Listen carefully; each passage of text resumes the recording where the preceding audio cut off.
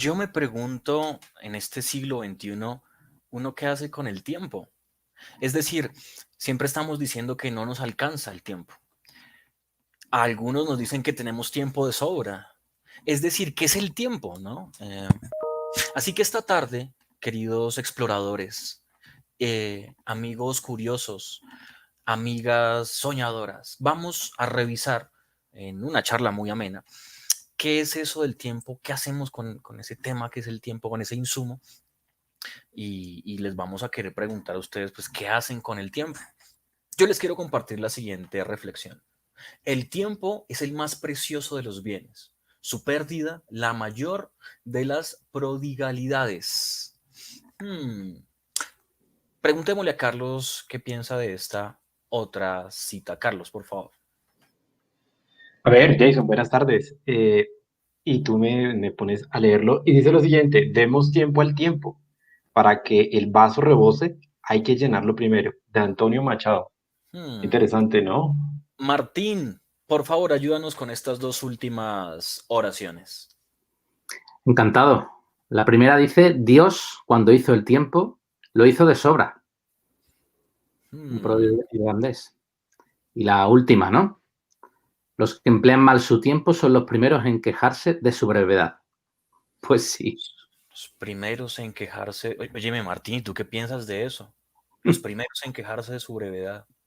Pues mira, yo me acuerdo aquí de una amiga que me dice que cuando necesita algo, llama a alguien que está muy ocupado. Debe ser que los que tienen muchas cosas que hacer y las hacen bien son los que aprovechan de verdad el tiempo. Debe ser. Mm, ¡Ey, qué buena reflexión! Óyeme, Martín, arranquemos, ya que estás ahí con la atención bien puesta. ¿Qué actividades crees que son importantes, en las que sea muy importante medir el tiempo? Bueno, en este caso, pues es que cuando hacemos presentaciones de este tipo, lo que mi mente ha pensado que va a durar la presentación dure lo que se tiene esperado por parte del público, del profesorado, quien esté a la otra pantalla. Eso es importantísimo para que quepan todas las ideas, en este caso, que queremos compartir. Excelente. Carlos, ¿en qué has perdido el tiempo y dónde lo gestionas bien? Uy, una muy buena pregunta, Jason, ¿no? Creo que varios de nosotros somos ahí un poquito pecadores con las redes sociales, tal vez, y le damos más tiempo de lo que ellas ameritan. ¿Dónde lo gestiono bien? Bueno, de pronto en mis actividades deportivas, que tú sabes que me gusta un poco el ciclismo, entonces tengo que gestionar muy bien el tiempo para llegar aquí a los encuentros con Seth y con ustedes. Entonces ahí creo que voy bien.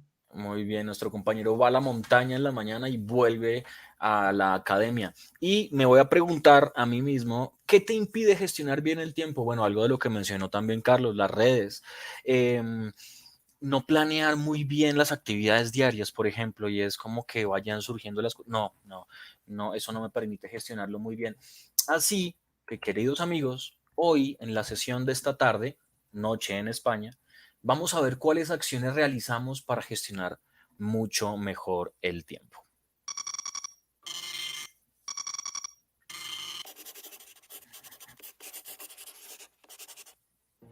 Buenos días, ¿cómo estáis? Hoy voy a empezar por una historia que me pasó cuando era pequeña. Más pequeña. Más pequeña. Así está bien. Un día que no había nadie en casa me dio por empezar a buscar por todos lados. En los armarios de la cocina, en los cajones, incluso dentro de la nevera. Y nada, seguía buscando. Debajo de mi cama, en mi escritorio. Probé luego en el salón, debajo de la alfombra, detrás de la tele. Entonces fue cuando llegó mi madre y me preguntó, ¿qué haces? ¿Se puede saber qué estás buscando? El tiempo, le contesté. He perdido el tiempo. Mi madre se echó a reír a carcajadas. Yo no entendía nada. En el cole nos habían dicho que no perdiéramos el tiempo y yo creía firmemente que lo había perdido. Entonces mi madre me explicó que perder el tiempo era una expresión, como ya sabéis, que significa malgastarlo.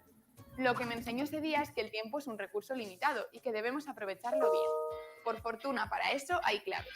Las más importantes son, primero de todo, tener claro nuestros objetivos. Por ejemplo, sacar buenas notas. Segundo, no malgastar tiempo en cosas que no lo necesitan. Por ejemplo, demasiadas horas frente a la televisión.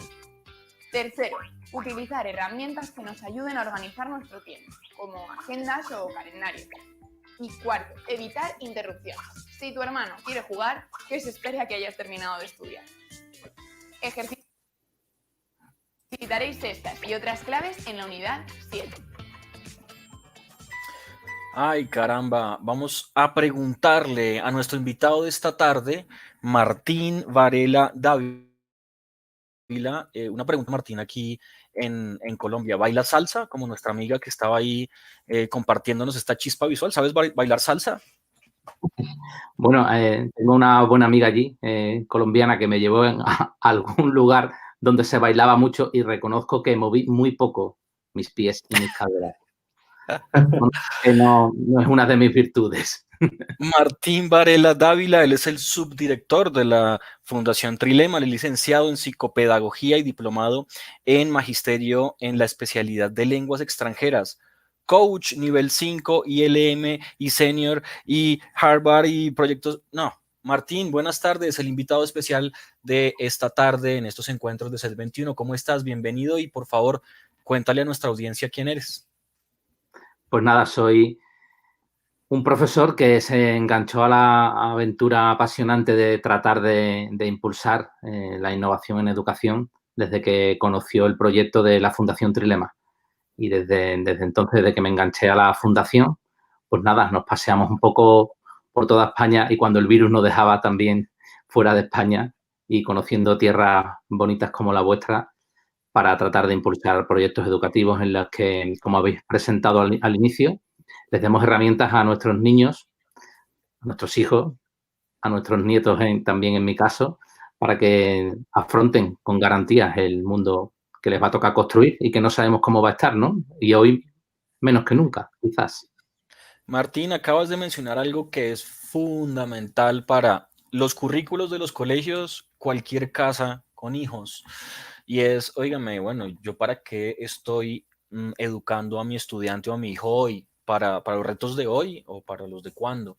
Y con esta incertidumbre de estos tiempos, que ya es una incertidumbre global, yo te quería preguntar entonces, ¿por qué es importante formar durante este tiempo en pensamiento, en metacognición, o no es importante?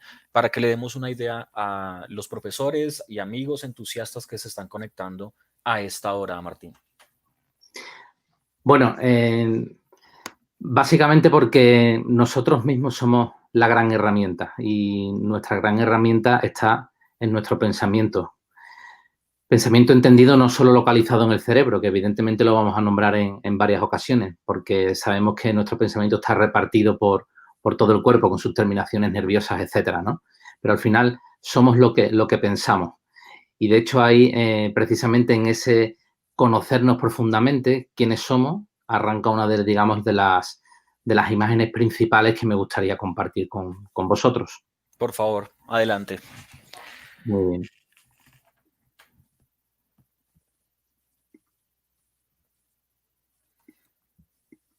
Pues os presento, que antes en el ensayo he tenido un poco aquí de lapsus, pero espero que... Está perfecto, ahí te estamos viendo sin ningún problema la pantalla. Perfecto, pues ahora a ver si tenemos suerte también para ir pasando. Os decía que tenía un par de imágenes para comentar la importancia que tiene el conocerse. Una de ellas es un poco más rápida de intuir, esos espeleólogos. Aprender y poner luz en lo que va ocurriendo dentro de nuestros pensamientos es ir poniendo esas pequeñas posibilidades de conocer esa gruta de las maravillas que podríamos decir que tenemos en nuestro cerebro, esa máquina desconocida y a la vez maravillosa, con una gran potencialidad. Y a nivel de película, de imagen un poco más narrativa y más profunda, incluso yo diría que a lo mejor más bella, no sé si conocéis esta película, que es María Ortén, que es una niña sordo-ciego-muda que pasa toda su infancia, pues eso, en esa oscuridad tremenda, que incluso sus propios familiares y las personas que la veían pensaban que era casi un animal, ¿no? Una educadora, a través del único objeto que tiene ella con un cierto apego y afecto, que es una navaja o un cuchillo, insistiendo, por primera vez, siendo ya casi adolescente, con un gesto en la que ponía su mano, su dedo en su mano y lo movía, acabó de entender, en su cerebro saltó esa primera chispa de que ese gesto significaba cuchillo. A partir de ahí se abre un horizonte tremendo de posibilidades, de reconocer el mundo aparentemente invisible en el que no podía comunicarse, y en esa escena final de la película incluso eleva una oración o tiene conversaciones con sus familiares de sentimientos, de algo que es un poco más aparentemente oculto o no tan fácil de expresar, incluso a veces con palabras, ¿no?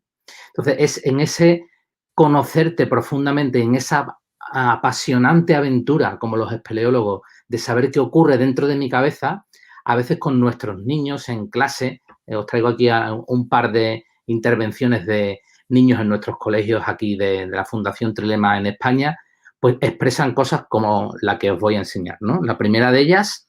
La actividad a mí que más me ha gustado fue una metacognición que hicimos al final, que nos ponía en un dibujo. Si fueras un buceador de cerebros, hicieras una foto a tu cabeza desde dentro, ¿cómo sería? Y teníamos que dibujarlo. Luego teníamos que hacer una metacognición. Lo que más me ha gustado es hacer esa actividad de la metacognición y convertirme en un buceador y tratar de pensar qué ocurre dentro de mi cerebro. O sea, es una apasionante aventura, ¿no? De conocernos por dentro. Porque yo entiendo, aunque esta frase es un poco categórica y puede que no sea siempre así al 100%, pero al final conocer es amar, ¿no? Recuerdo en esas ocasiones que he podido compartir, estar allí con vosotros en vuestra tierra, en vuestro país.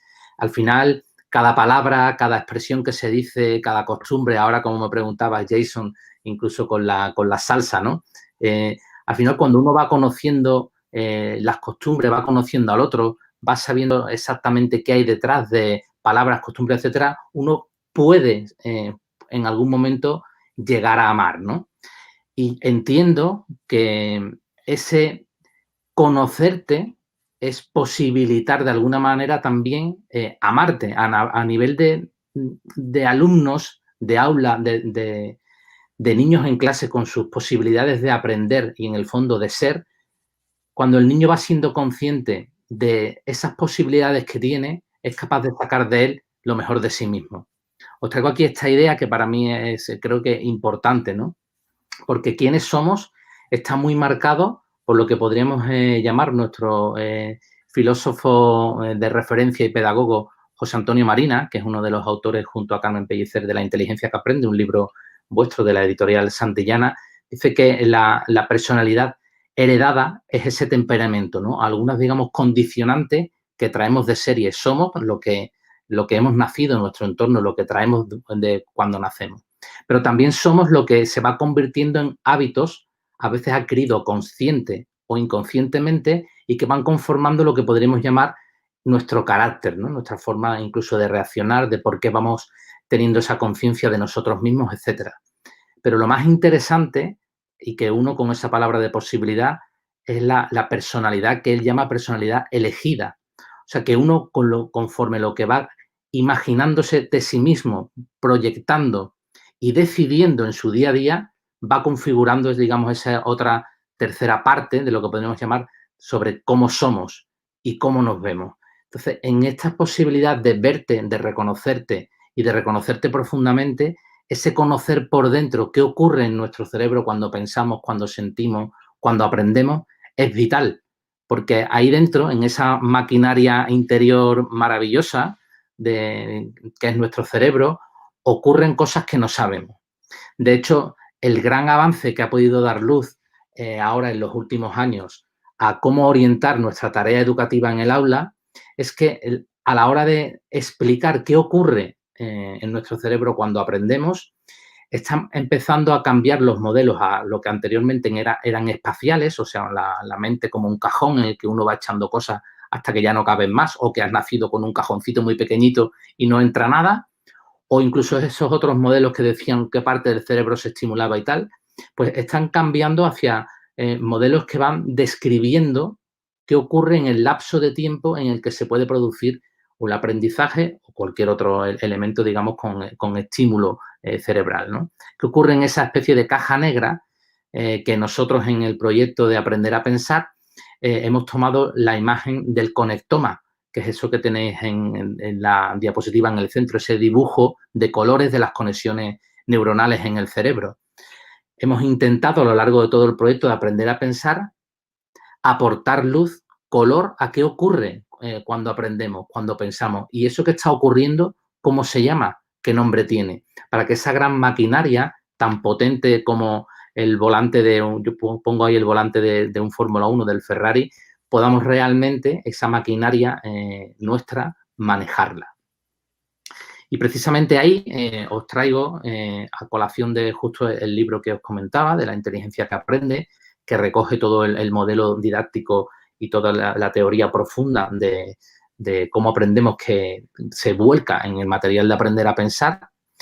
Y relacionado con lo que os he comentado de ese modelo temporal o modelo descriptivo de qué ocurre, nos focalizamos en cómo las funciones ejecutivas se ponen en marcha a la hora de aprender, ¿no? Veis ahí que hay como 4 momentos fundamentales a la hora de aprender, cómo se activa, cómo nos activamos, cómo encendemos esa mecha que posibilita la entrada del estímulo que nos va a poner en marcha para aprender, la necesaria gestión de la atención, o sea, que focalicemos y nos demos cuenta que tenemos que poner en marcha el mecanismo a veces un poco aprendido y que vamos a ir dándoles herramientas a los niños para que lo aprendan efectivamente en el aula, que gestionen su motivación y todas sus emociones para que toda la energía esté puesta en lo que toca ahora, que en este caso es aprender o en mi caso, estar compartiendo este tiempo con vosotros y no caer a la tentación del sueño en estas horas que tenemos en España, ¿no?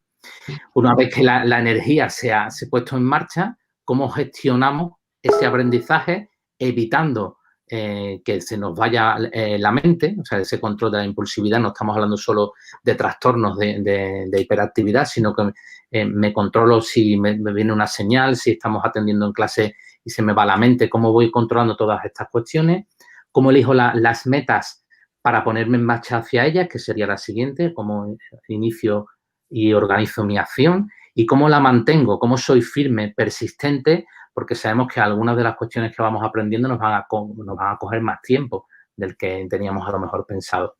Ser flexible, cuando me equivoco, ser capaz de aprender de ese error y de volver a empezar y no ser cabezota o abandonar porque realmente no ha salido como esperaba. Luego, tener la habilidad de almacenarlo en la memoria, que es el músculo del aprendizaje, que podamos almacenarlo efectivamente.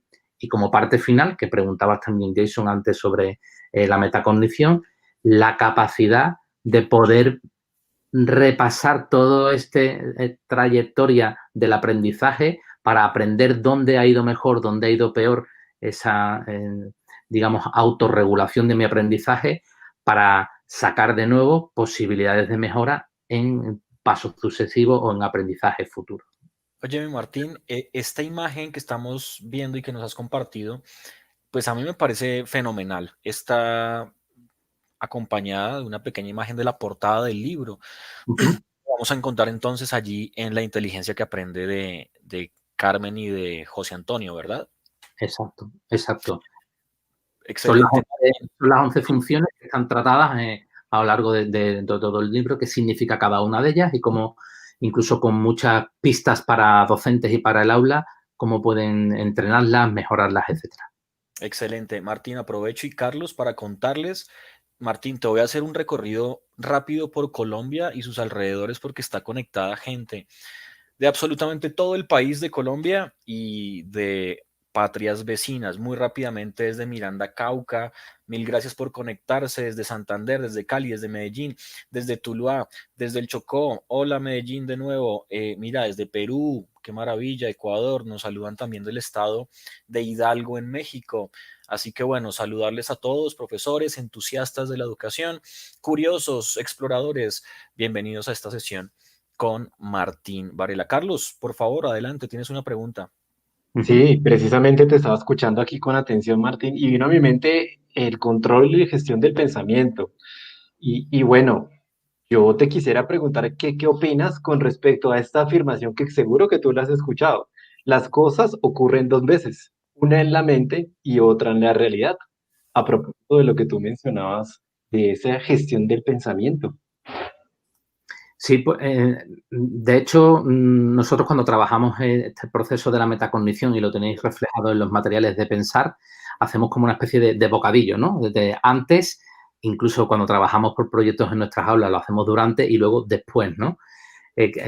Al final nuestra mente ocurre como ahora esta presentación con vosotros. Yo me he imaginado que iba a ocurrir en esta interacción con vosotros, la posibilidad de presentarlo, en qué momentos debería a lo mejor hacer una pausa, en qué momento podría tener que hacer un énfasis concreto. Ocurre con anterioridad en mi mente, ocurre cuando va pasando y luego cuando termina uno se queda, ¿no?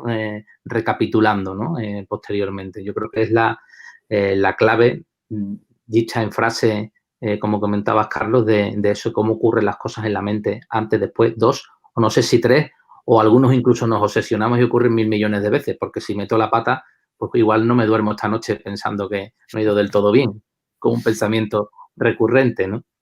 Sí, bastante. Vale. Vale, Martín, por favor, sé que tienes mucho más material y conceptos y estrategias que compartirnos a los docentes, a quienes aprovecho para recordarles, hagan sus preguntas a Martín hacia el final de la sesión. Vamos a abrir un espacio para que podamos compartir un diálogo muy abierto, muy franco. Si tienen preguntas para él, que es autor, que es experto en este tema, que es importantísimo, Martín, el de aprender a pensar, nada mejor y nada más importante en la escuela. Así que, por favor, Martín, te escuchamos. Bien, pues muy relacionado con esto que ahora os he enseñado de las funciones ejecutivas, de saberlas nombrar, de saberlas diferenciar poco a poco. Detrás de ello está uno de los elementos más importantes en lo que llamamos las herramientas para estimular el pensamiento. Son 7, pero hoy me detengo en concreto en una de ellas, que es la capacidad de dominar lenguajes, ¿no? Al igual que comentábamos al principio, que a veces conocer es amar, pues conocer el idioma, conocer en profundidad la realidad es muy importante. Aquí, por ejemplo, en ciudades costeras, a la hora de nombrar pues el pescado, los animales que están en la costa, etcétera, pues hay distintas especies que uno puede conocer, o cuando va uno hacia el bosque, hacia la naturaleza, o a la hora de nombrar la lluvia o de nombrar sentimientos, ¿no? Cómo estimulamos esas palabras que nos permiten conocer en más profundidad la realidad. Cuando uno va descubriendo esos matices o lo que cuentan, ¿no? Ahora que se googlea mucho cuando se trabaja con los niños en el aula, ¿no? Que dicen que, yo no lo sé porque no he hablado con ninguno, pero que los esquimales pues distinguen entre muchísimos tipos de blanco, por ejemplo, ¿no? Entonces, detrás de lo que nosotros subrayamos como herramienta fundamental para estimular el pensamiento está ese hecho de dominar lenguajes. Aquí tenéis, por ejemplo, todos los verbos de la taxonomía de Bloom, que tan famosos fueron en su momento y que ahora se están recuperando, como una primera manera de ir conociendo y utilizando palabras diferentes sobre el pensamiento. Jugar con ellas y disfrutar con ellas puede producir efectos. Aquí os traigo el otro vídeo que os comentaba de una niña de nuestro colegio en la que se expresa así. Aprender a pensar es ser conscientes de qué pensamos y cómo lo pensamos. Por ejemplo, en este curso hemos trabajado pues cómo utilizar los sentidos. Por ejemplo, ahora estamos trabajando la escucha activa, que hemos hecho muchas actividades, pero una de ellas es que nos poníamos en dúos o en tríos en toda la clase y teníamos que hacer un teatro sobre un doctor que tenía que hacer la escucha activa al paciente porque le pasaba algo. Y bueno, pues intentaba escucharle, mirarle atentamente, parafrasear. Solo en este cortito vídeo habéis visto la cantidad de palabras relativamente técnicas que va usando, ¿no? De esa escucha activa, de parafrasear, etcétera, ¿no? Y cómo le va gustando utilizar las palabras y se siente así orgullosa y acaba el vídeo que se ha quedado congelado y al final con esa sonrisilla en sus labios, ¿no? De disfrutar, ¿no? Como estáis viendo en nuestras escuelas de la Fundación en España, pues evidentemente esta, digamos, área curricular, entre muchísimas comillas, de aprender a pensar, pues la tenemos como trabajo semanal con nuestros alumnos y vemos que tiene un efecto tremendo, positivo en los aprendizajes de todas las demás áreas curriculares, ¿no? Bien, pues os decía que ese empezar a utilizar, amar el propio lenguaje del pensamiento, lo que tiene detrás es todo lo que nos llamamos el pensauro, que es, digamos, ese gran tesoro que llamamos de la mente. Pensaurus viene derivado de lo que un escritor inglés, tratando de emular a Shakespeare, conformó por primera vez, fue el primero que conformó lo que llamamos el tesauro, ¿no? Todo ese gran amplio vocabulario con el que poder describir en profundidad la realidad y llegar a florituras como a las que llegaba Shakespeare, ¿no?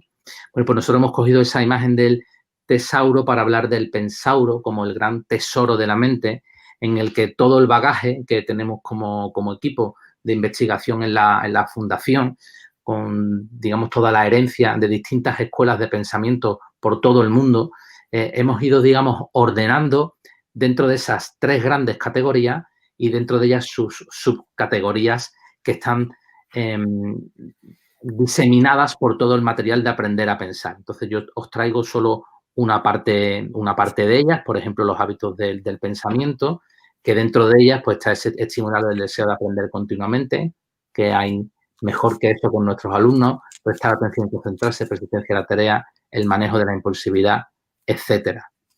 Y justo el ir seleccionando estos distintos rasgos del pensamiento de cada una de esas 3 grandes categorías es lo que luego veréis reflejado en el material. No sé si os piso alguna de las cuestiones que quería deciros Jason o Carlos, pero es como lo tenemos, como si veis dentro del material del profesor, como tenéis ahí, por ejemplo, dentro de las características del pensamiento se trabaja el pensamiento creativo, con crear metáforas, con el pensamiento interdependiente, con la generosidad intelectual, etcétera, ¿no? Entonces, eso que vais a tener en el material del docente es lo que os he enseñado anteriormente de cómo un rasgo determinado del gran pensauro se toma para trabajar. ¿Sigo, Jason? No, Vale. me parece interesantísimo y te cuento rápidamente, seguramente muchos de los amigos que nos observan saben que implementamos el 21 en Colombia con 8 programas y cada uno un mundo, pero interconectado entre sí. Y a mí me causa una muy positiva curiosidad y me gusta mucho eso que estamos viendo ahí, Martín, que son esta serie de actividades que les llamamos proyectos para el aula, muy bien ordenados en pensamiento, en gestión, en características de una manera secuencial. Y muchas veces pensamos que cosas como, por ejemplo, la robótica, que es con el circuito, la cosa y la programación, aparentemente muy complejo para el aula, sí pensamos que debemos seguirlo en un orden muy particular para llegar a un puerto específico. Pues que resulta que esto también tiene un orden muy coherente, muy articulado, muy hilado un bloque con el otro. Y me gusta mucho porque estás aquí hablando de esa gran palabra que es la metacognición, que es el orden, que es la reflexión acerca de nuestro propio aprendizaje y pensamiento. Así que solamente quería resaltar eso, Martín, me parece muy interesante.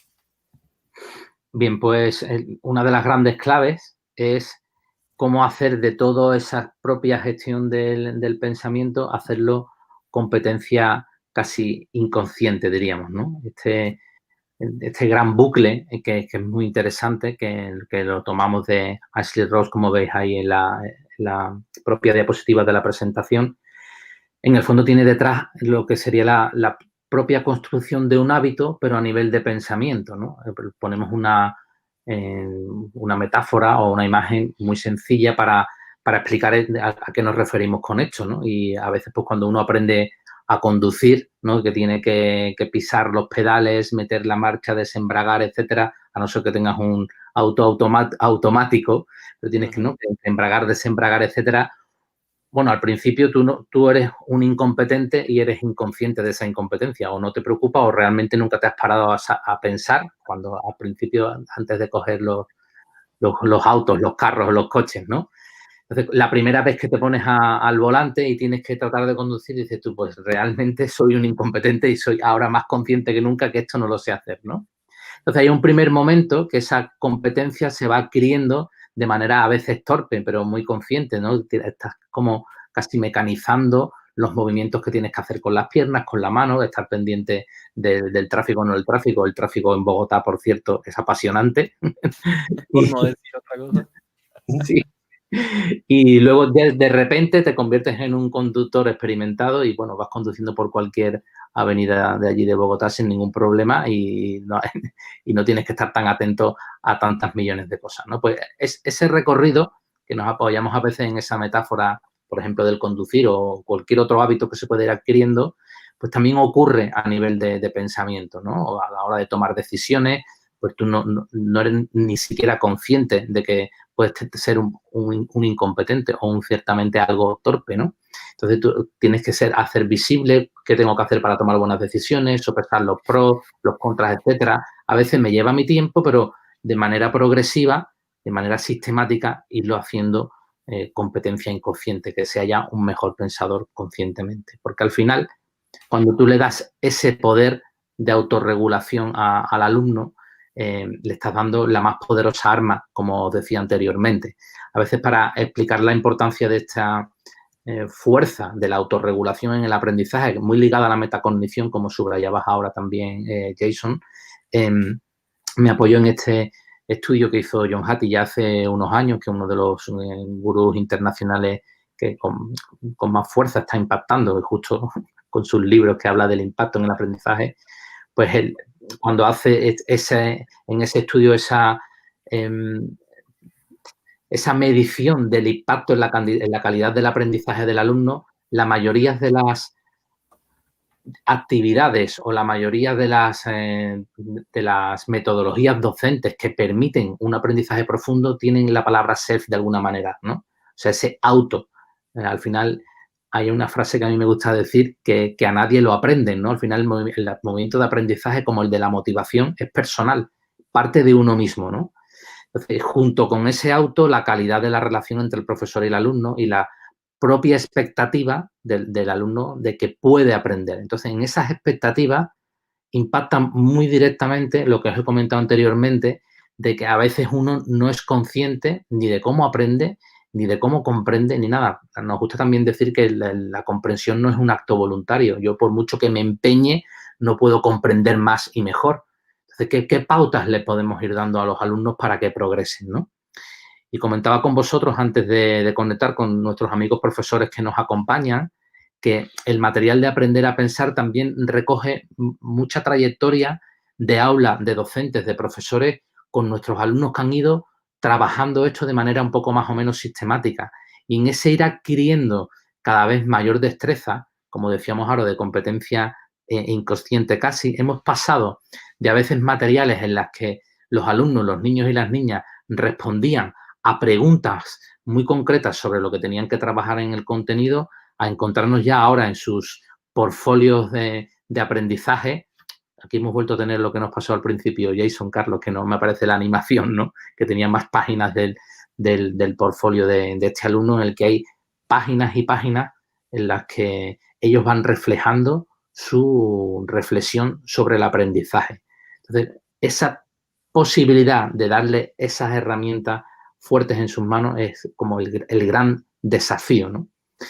Y para cerrar, digamos, esta parte de la metacognición que me preguntabas, en el material de Aprender a Pensar van a tener muy pautados los momentos en los que se puede hacer la metacognición. Y igual que al alumno le decimos, o a la alumna, que poco a poco vaya siendo capaz de trabajar la metacognición de manera casi inconsciente, también le decimos al docente que, aparte del apoyo en el material, lo vaya incorporando como algo de cultura profesional, de cultura de aula o casi de cultura de centro, ¿no? Entonces, para eso, que focalicemos la atención sobre los procesos metacognitivos, que narre, que se generen preguntas, esas preguntas poderosas que están repartidas por todo el material de Pensar, que a los contenidos curriculares de todas las áreas los toque de manera metacognitiva, desafiando lo que saben, que conecten, que establezcan puentes.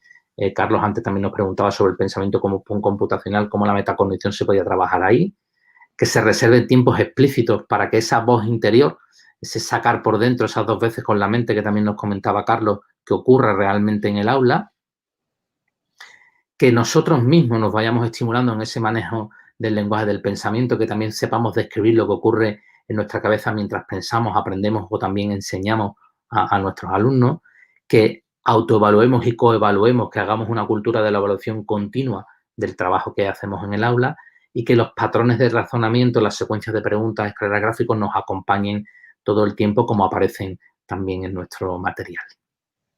Yo reflexionaba en torno a todo lo que tú decías y bueno, particularmente yo tengo formación en ciencias, por ejemplo, y tengo formación en disciplinas STEAM, y automáticamente fue lo primero que te pregunté, la sociedad al pensamiento computacional, ¿no? De pronto allí lo vemos muy reflejado, y a propósito de lo que tú decías, pues vemos como, por ejemplo, en ese pensamiento secuencial, ¿cierto? Automatizado, que hay que seguir unas pautas muy específicas, pues nos damos cuenta de cómo estamos aprendiendo.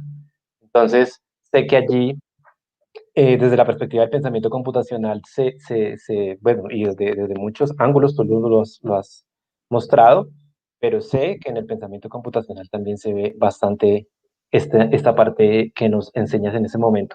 Yo te quisiera preguntar, y de pronto escuchándote aquí atentamente, ¿qué relación nos podrías plantear, por ejemplo, desde la perspectiva de la metacognición y el aprendizaje significativo? Sabemos que es una teoría que pues es usada mucho por nuestros profes y de pronto que a muchos nos los enseñan en la universidad. Y bueno, creo que ahí hay una relación muy cercana, Martín. Sí, a mí me has hecho recordar una cosa importante. Al final, en el tratamiento metacognitivo de cualquier proceso, no podemos olvidar que hay un componente afectivo o emocional importante en cómo cada uno aprende, cómo cada uno hace sus procesos de aprendizaje, ¿no? Entonces, al final, cuando hablamos de aprendizaje significativo, a mí siempre se me viene a la cabeza qué tipo de experiencias vamos provocando en el aula para que, digamos, el enganche emocional, que en nuestro caso creo que debe ser positivo, sea posible, para que, digamos, todos los mecanismos emocionales, digamos, se pongan a flor de piel para que permitan una experiencia de aprendizaje más profunda o más significativa, ¿no? Entonces, antes hemos hecho algunos guiños, ¿no? A dónde vivimos, cuál es nuestra cultura, cómo nos movemos, qué amamos, qué no amamos, etcétera, ¿no? Lo que aprendemos viene muy marcado de esas experiencias posibles que, emulando también a John Hattie, que lo hemos comentado anteriormente, tiene que ver también con la posibilidad de un cierto éxito y garantía en el aprendizaje, ¿no? A veces la vieja escuela a veces ponía como muy, muy difícil algunos retos determinados y parecía que no lo íbamos a conseguir nunca. Yo creo que el buen docente ahora también sabe cómo, entre comillas, ir poniendo cuáles son los escalones o los eslabones en una cadena en el que el niño puede ir enganchándose de manera aparentemente fácil desde el principio, que salte el chip en él y diga, pues si es posible, voy a poder aprender, ¿no? Entonces, esos aspectos un poco emocionales creo que son importantes también ponerlos sobre la mesa a la hora, porque lo queramos o no, a veces cuando uno ve la posibilidad de patrones, de secuencias, etcétera, parece como si fuese simplemente un proceso un poco frío, ¿no? Que pasando por estos pasos ya es posible que se produzca o el aprendizaje o la propia conciencia de la metacognición, ¿no? Y yo creo que manejar todos esos condicionantes también son importantes. De hecho, la teoría dual de la inteligencia tiene la inteligencia ejecutiva, que es esa parte, digamos, un poco que lleva hacia la acción, pero está toda la otra parte de la inteligencia generadora, que son esas emociones, esas posibilidades de crear entornos ricos con posibilidades en el aula, en nuestros centros, en los que los alumnos puedan acceder a experiencias que vayan llenando su bagaje, digamos, personal del que tirar para tener herramientas en el futuro, ¿no? Vale, perfecto. Entonces, quisiéramos aquí hacer un intermedio un momentico y quisiera comentarles brevemente y compartir un momentico. A ver, permítanme acá. Con respecto a cómo construyes tu futuro, yo te preguntaría a ti, Martín, en qué eres un crack. Eres un crack en metacognición, eso nos ha quedado súper claro. Pero ¿en qué otras cosas eres un crack, Martín? No sé si soy tan crack en metacognición, ¿eh? No lo sé, yo ahora me diría crack, quizás como vos lo que estoy empezando. Entonces, como me apasiona, porque eso, te sale, quizás ahí. Ok, mira la importancia de reflexionar en torno a esto y de cómo nosotros podemos identificar en qué habilidades somos muy buenos, ¿verdad? para irnos perfilando, por ejemplo, profesionalmente, ¿verdad? Sabemos que hoy en día existen muchos profesionales que de pronto no se desempeñan de la mejor forma y entonces tenemos esta actividad que se construye, cómo construyes futuro a partir de nuestro proyecto, como parte de los proyectos de CIEN 21, que se llama Emprender. Entonces, Martín, quería contarte esto brevemente, pero podemos seguir charlando con respecto a lo que tú nos estabas comentando. ¿Qué más tienes para nosotros entonces, Martín, aparte de la metacognición, a propósito de lo que nos andabas mencionando? Bien, pues os tenía, dime ahora, Carlos, si se ve, vale, sí, ahora veo que se ve en la presentación, ¿no? Que me había ahora... Ya vemos, ya la vemos. Vale, perfecto. Pues tenía como unos apuntes finales sobre, digamos, las claves didácticas que tiene el propio método de aprender a pensar, ¿no? Que también he aprovechado que has hecho este impasse, me he ido al chat y he visto algunas preguntas interesantes, ¿no? El primero os lo he comentado, ¿no? Las preguntas poderosas. No hay nada que genere mejor desafío que una buena pregunta que a veces no tenga respuesta, porque si no, ¿qué diríamos ahora ante lo que estamos viviendo? ¿Tenemos todas las claves? Pues probablemente no. ¿Qué es lo que mejor podemos hacer para que nuestros niños puedan seguir aprendiendo, aunque nos toque estar en casa con el virus y todo este jaleo, ¿no? Entonces, esas preguntas que John McIntosh habla de que las que son no googleables, ¿no? Esas preguntas poderosas, profundas, para estimular un pensamiento que no acaba en una respuesta inmediata. Y luego, aparte de esas preguntas poderosas que están recorriendo todo el material, pues la secuencia didáctica tiene 4 pasos que un poco os lo presento, ¿no? El primer paso es la experiencia y la capacidad de observar. Ahí intervienen esas chispas que nos habéis puesto al principio, que tratan de despertar ese interés. Habéis hecho también muy bien, casi como los profes, digamos, experimentados en el aula con el método de pensar, que lo habéis adornado con un previo, con unas preguntas y todo, ¿no? Partir de una experiencia en la que nos situemos con la posibilidad de aprender y que tire de la experiencia personal del alumno o que provoque una experiencia nueva en el aula, a veces desconcertante, a veces para reír, a veces que nos despista, a veces que no sabemos por qué nos la está planteando el profesor, pero que en cierta manera también permite activar el conocimiento, como decíamos antes, en las funciones ejecutivas, ¿no? En un segundo momento, trabajamos el entrenamiento consciente de la mente, justo para crear ese hábito mental. Es donde se incorpora la estrategia concreta para pensar, que hemos llamado el thinking tool, ¿no? Ahí tenéis, por ejemplo, el ponte mis gafas o el pienso, me interesa, investigo o cualquier otra. Como estáis viendo, lo he acompañado de imágenes que están vinculadas a pensar, pero que llevamos a otros proyectos o otras áreas curriculares, que también he visto en el chat que alguien preguntaba cómo llevarlo a aprendizaje basado en proyectos o otras asignaturas, ¿no? Pues nosotros dedicamos esa hora semanal a aprender a pensar, pero también esas estrategias, esas thinking tools, nos las llevamos a otras áreas curriculares para que sigamos creando ese hábito mental de pensar más profundamente, de saber utilizar el pensamiento de manera más eficiente por parte de nuestros alumnos.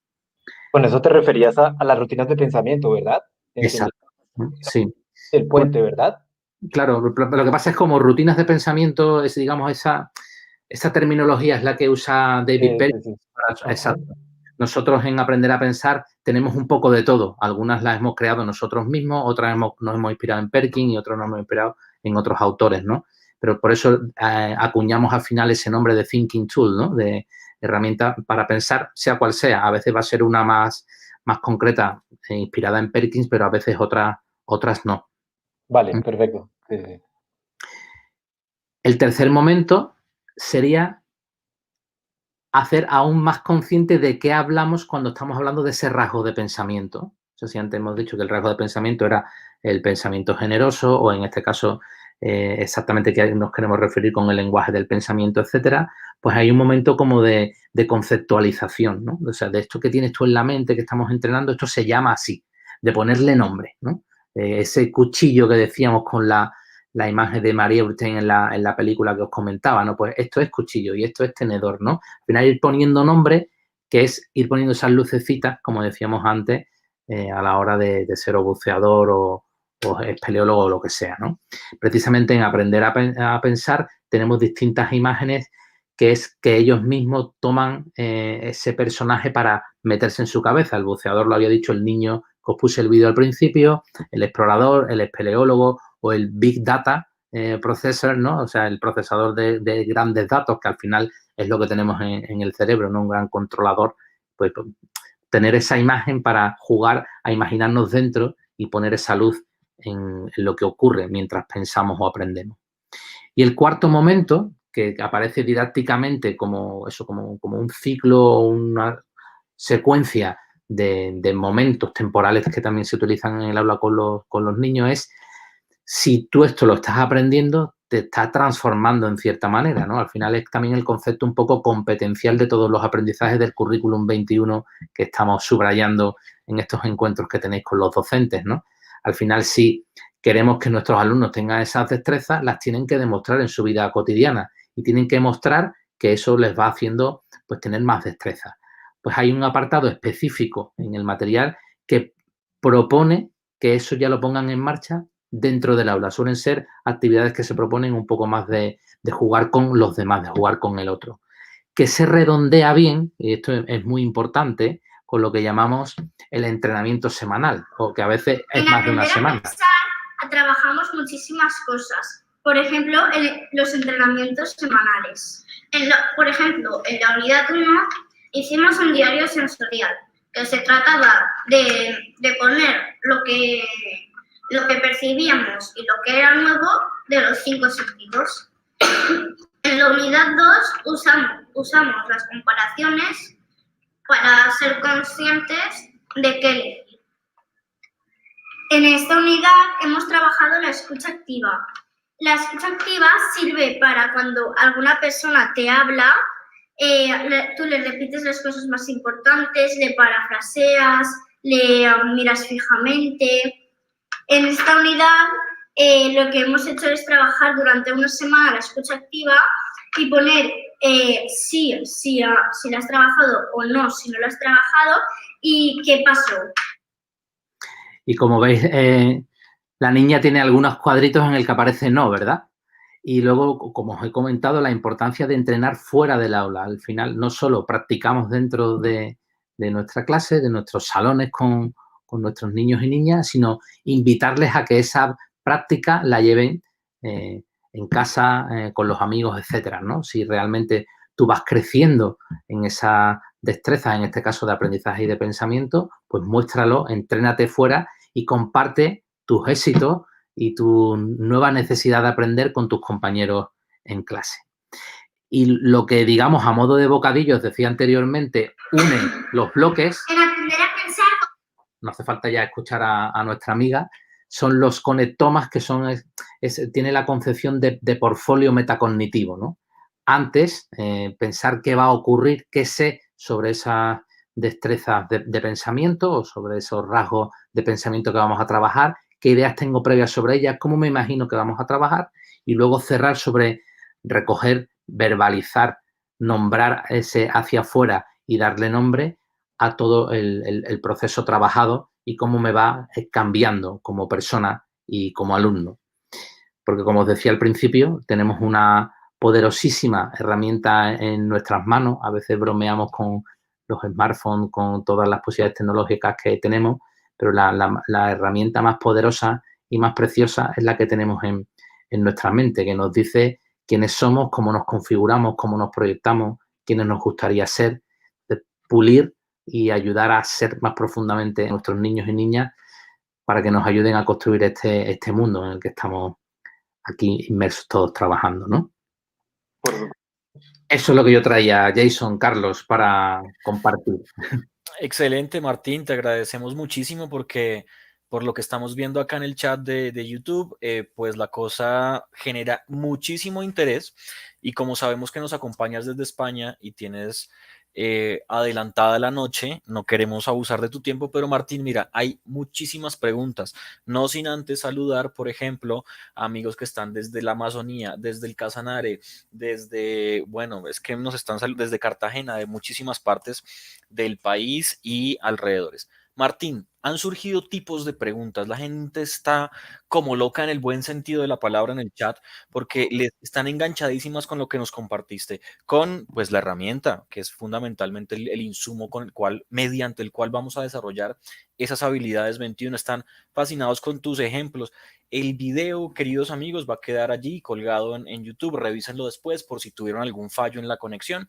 Veían a veces tus diapositivas un poquito bajitas de calidad, tiene que ver con la conexión de cada uno, porque aquí, bueno, estaba saliendo el material bastante bien. Revisen el video después, queridos amigos, porque Martín nos ha compartido un montón de cosas maravillosas. Pero Martín, tenemos muchas preguntas, así que vamos a arrancar. Mira, hay un tipo de pregunta que se repite varias veces y por eso la vamos a hacer en principio, no sin antes, queridos amigos, voy a poner justamente aquí en el chat de YouTube el enlace a la página de Set21, set21.com. Ahí lo están teniendo ustedes en el chat de YouTube. Más tardecito lo volvemos a compartir, porque antes de la pregunta que te voy a lanzar, muchos nos están preguntando, bueno, y muy bonito, ¿dónde lo encuentro? ¿Dónde lo veo? ¿Dónde puedo tener documentación para ampliar la información?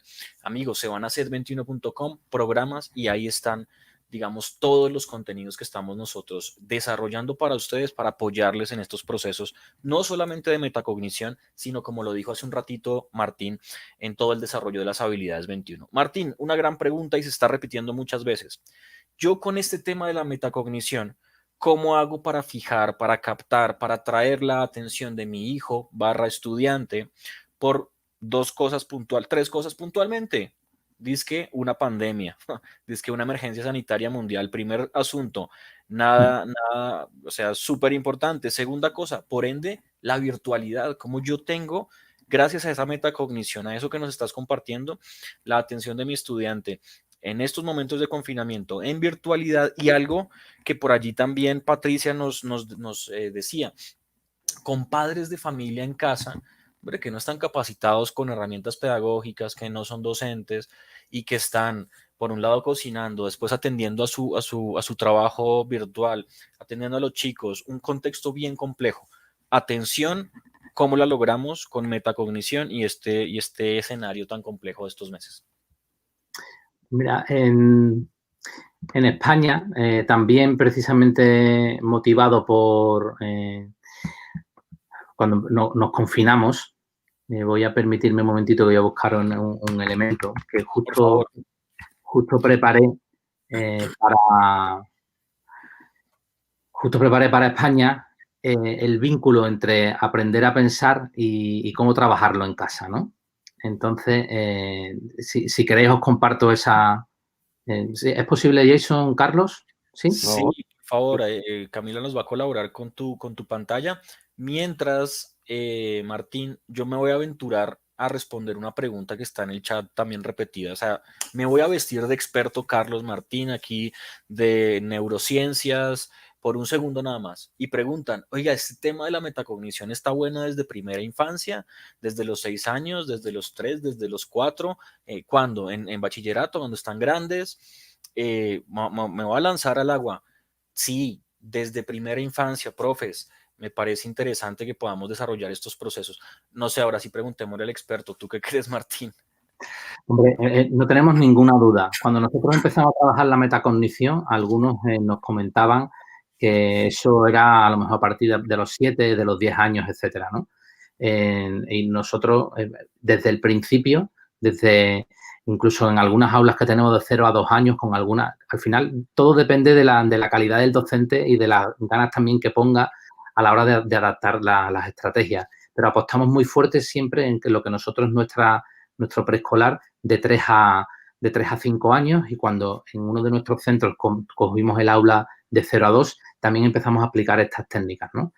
Entonces, es verdad que le puede faltar parte del habla y todo, ¿no? Pero a partir de 3 años, que ya los niños, digamos, en esa escolarización que no es obligatoria, pero que sí es, digamos, 100% en nuestro país de niños a partir de 3 años, se trabaja sin ningún problema. Tenemos ejemplos en los portfolios, hacemos, digamos, aplicaciones a través de semáforos, de diana, de autoevaluación continua. Hay una parte muy importante relacionada con la metacognición que es la capacidad de autoevaluar lo que van haciendo.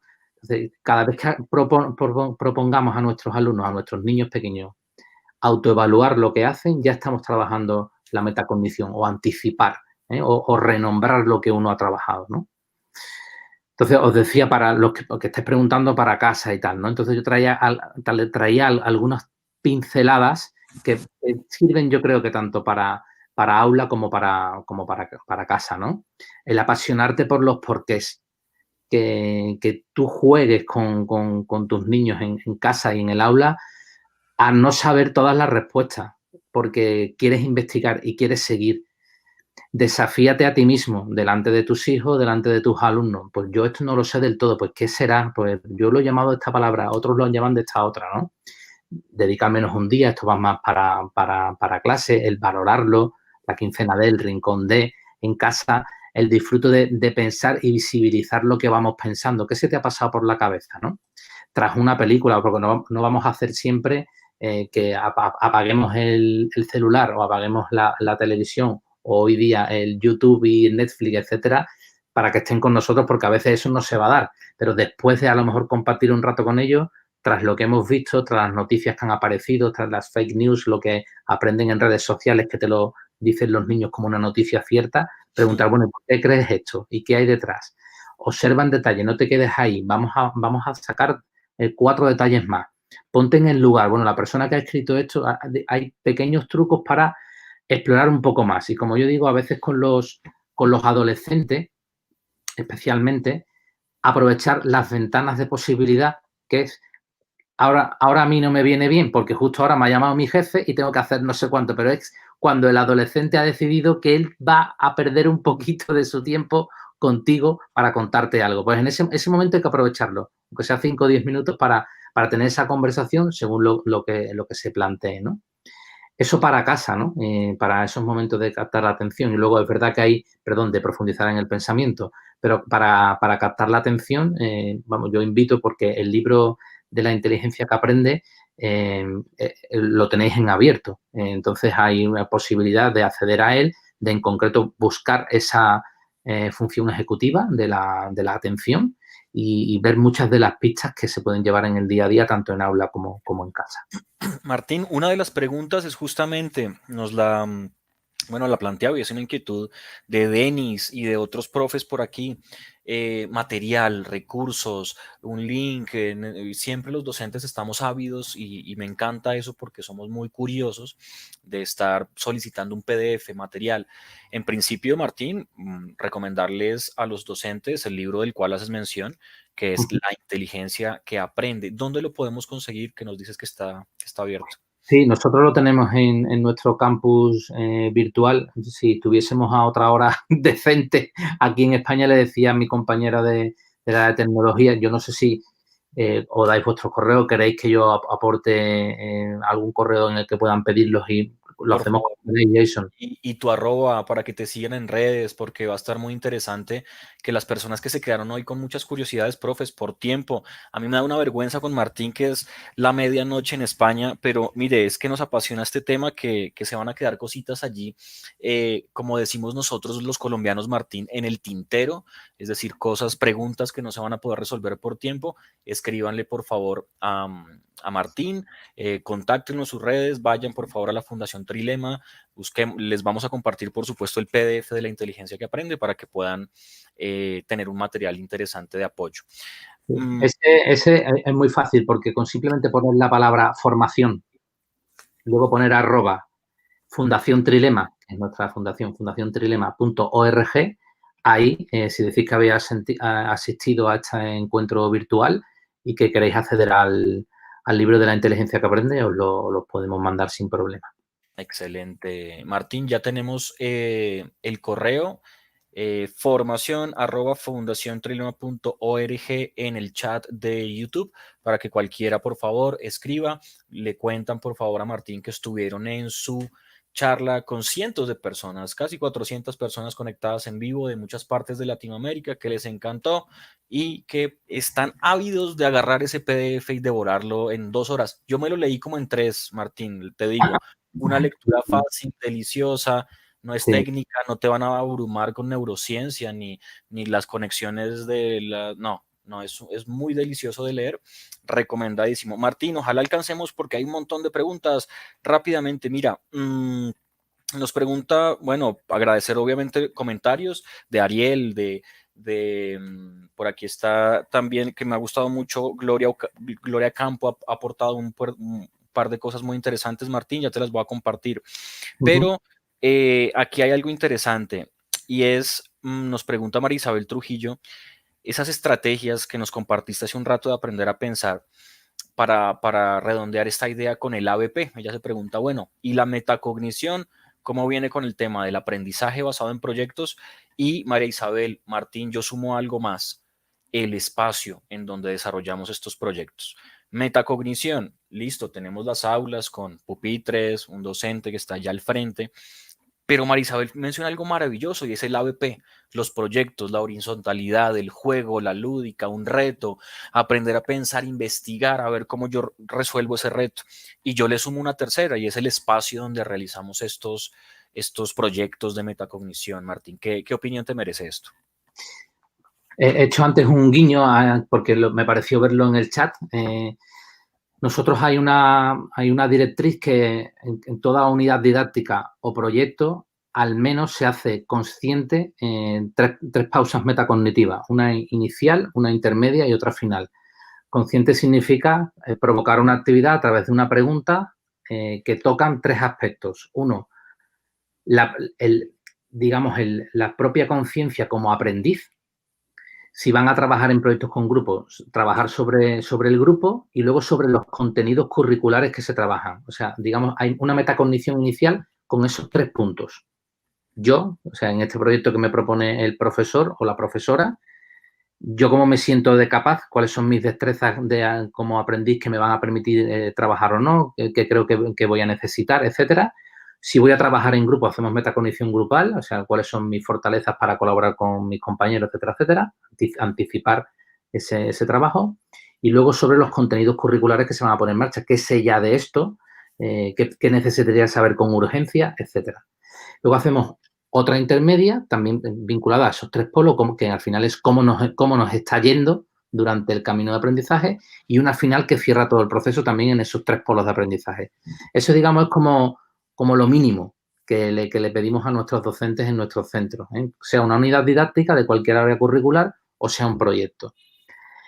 Pero eso, que es el mínimo, cuando son proyectos a veces que hacemos interdisciplinares que duran 3-4 semanas, pues no nos conformamos con que sean 3 veces, porque si no está como muy espaciado en el tiempo, lo hacemos una vez a la semana. Y además tenemos, regado, decimos aquí, o sea, con muchísimas, ¿no? Muchísimos momentos de autoevaluación y de coevaluación del trabajo, bien sea por contenidos curriculares o bien sea por las destrezas, competencias o habilidades grupales que se ponen en marcha, que se van salpicando en lo que llamamos el portfolio del alumno. Entonces, ahí está visible todo el tiempo esa autoevaluación y coevaluación que está trabajando, como os he dicho anteriormente, la metacognición. Y a nivel de espacios que preguntaba Jason, que es algo que sé que tiene siempre mucho interés porque todo educa, nosotros vamos visualizando el camino de aprendizaje, digamos, en los rincones y en las paredes del aula. Nosotros cuando trabajamos por proyectos, se va construyendo el proyecto con lo que llamamos la documentación del aprendizaje, en la que hay al menos una parada por lo que llamamos tarea de aprendizaje del proyecto, una parada por tarea que aparece visible en, digamos, esa construcción. O bien algunos profesores, como he dicho anteriormente, también tienen lo que se llama el rincón de la metacognición. Hay que hacerlo visible, tiene que estar al alcance de nuestra vista para recordarnos que eso es algo importante. Y cuando acaba el proyecto, el aula se desnuda completamente para el nuevo proyecto que vuelva a arrancar y vuelva a hacerse visible. O sea que digamos que las paredes del aula nos van hablando y proporcionando también esa experiencia estética que es también el aprendizaje, ¿no? Entonces, el aula se va vistiendo con lo que vamos aprendiendo, no solo con evidencias de aprendizaje, sino a veces con elementos que nos permiten adentrarnos en la realidad que nos toca vivir, sea cuando trabajamos el cuerpo humano y lo vamos convirtiendo en un hospital, o sea cuando trabajamos, por ejemplo, geografía, que algunos han hecho pues convertirse en pilotos de avión para conocer bien la geografía mundial, por ejemplo, ¿no? Entonces, pues todo eso va armando, como bien dices, como otro profesor más que nos acompaña visiblemente en el aula. Martín, aquí hay un tema interesantísimo que surge también en el chat, en las inquietudes de nuestros profesores. Y nos han preguntado por ejemplos específicos. Los mostraste en videos. Ustedes pudieron ver, queridos amigos, ejemplos muy puntuales de proyectos de aprender a pensar. En este caso, nosotros en Colombia tenemos de emprender, del desarrollo de habilidades socioemocionales con aprender a hacer. En definitiva, amigos, hay varios que están preguntando por esto y nos dicen, óyeme, ejemplos específicos, una estrategia, yo cómo aplico esto en el aula. Y me parece entrever dentro de toda tu charla, Martín, dentro de toda la sesión, que justamente lo que tocas hace un segundo es una gran estrategia, es el aprendizaje basado en proyectos. Me explico. Carlos, yo como físico, ¿cómo podría dictar una clase de Marte? Una diapositiva, una ficha y les digo, Marte es de este tamaño y doy una clase, ¿no? Les expongo mis conocimientos sobre Marte. Es así, la gravedad se llega así, estos son los componentes químicos, esta es la radiación. Esa es la clase tradicional. Vamos al proyecto de Marte. Chicos, vamos a ir a Marte. Ustedes se van a encargar de la nave con los paneles solares. Vamos a hacerla con Arduino y aquí con electrónica. Ustedes de la alimentación. Óigame, ¿se puede cultivar papa en Marte? Excelente, hagamos un video. Ustedes allá sobre los componentes químicos, hagamos una prueba. Los chicos al experienciar y al tratar de acercarse al conocimiento mediante el aprendizaje del hacer, como lo tenemos en SET 21, mediante aprender a pensar, mediante la metacognición, la coevaluación, la reflexión permanente, pues aquí vamos a tener un grandioso encuentro con algo que Gloria Ocampo pregunta, y es ese encuentro entre el currículo y lo chévere que es trabajar por proyectos, lo maravilloso, lo lindo que es trabajar por proyectos. Entonces, como ejemplos específicos, veíamos los de Martín. Luego tenemos muchos, e incluso inténtenlo en sus aulas, queridos profesores, y es cómo poder acercarme a esa atención, a una estrategia de implementar metacognición, incluso en la virtualidad. Lo podemos realizar cambiando de temas, como lo menciona Gloria aquí, a proyectos. Y ella dice, oiga, y Martín, aquí hay una inquietud interesantísima de Gloria que ha aportado también con algunos comentarios muy acertados. Y Gloria nos dice, Martín, oiga, yo tengo el currículo. Yo como docente tengo que seguir unos parámetros, un plan de estudio, tengo el currículo. Pero Martín me está hablando de esto que es maravilloso, que es la metacognición, que es el juego, que son las habilidades del pensamiento, que es el aprendo mientras hago. ¿Yo cómo puedo articular esos dos mundos? Que es una inquietud de muchos docentes hoy en día, ¿no, Martín? Bueno, nosotros lo hacemos, como os he dicho, liberando una hora para trabajar esto, porque entendemos que está permitiendo a nuestros alumnos aprender mejor en el resto de las áreas. Entonces, porque nuestros colegios están situados en distintas zonas del territorio aquí español y dependiendo cómo se organizan las horas y tal, en algún colegio pues lo hemos introducido en una de las horas de la hora de lengua castellana, en otro hemos cogido media hora de matemáticas y media hora de otro área. O sea, al final hemos configurado un horario en el que hemos eliminado parte de otras áreas para emplearlo en esta que está dando herramientas y posibilidades infinitas en todas las demás. Entonces, nosotros simplemente lo que hemos hecho es guardar una hora a la semana para trabajarlo. Y como habéis visto en la fotografía que os he puesto al final, que estáis preguntando por ejemplos, ¿no? La Thinking Tool que se trabaja en aprender a pensar, que toca en esa semana. Bueno, normalmente lo trabajamos durante 15 días o 3 semanas, dependiendo un poco de cómo trabaja el profesor. Esa Thinking Tool se trabaja en otras áreas curriculares, con lo cual está impregnando la posibilidad de entrenar ese hábito consciente y con más destreza, pues de distintas maneras, ¿no? Martín, hay muchos otros comentarios de agradecimiento, inquietudes que se van a quedar allí pues pendientes. Muchos de nuestros profes están compartiendo ellos mismos tu correo, el correo de formación@fundaciontrilema.org en el chat, así que ya están todos al tanto de ese canal de comunicación. La última pregunta de mi parte, Martín, ¿cómo se llama? Y alguien nos preguntaba, Zoraida, el nombre de la película de la niña que tenía estas limitaciones que nombraste al principio de la charla. Ella se llama Marie Eurten y en la película, voy a ver si lo encuentro por aquí. Creo que es hay una más antigua que es el milagro este de Sullivan, no sé si os acordáis de esta, que es muy antigua. Me suena, me suena. Voy a buscar el nombre y os lo paso. Perfecto. Mientras, Carlos, ¿alguna palabra final para nuestros amigos que se conectaron hoy desde muchos países, desde muchas partes de Colombia, para ir cerrando la sesión? Carlos, por favor.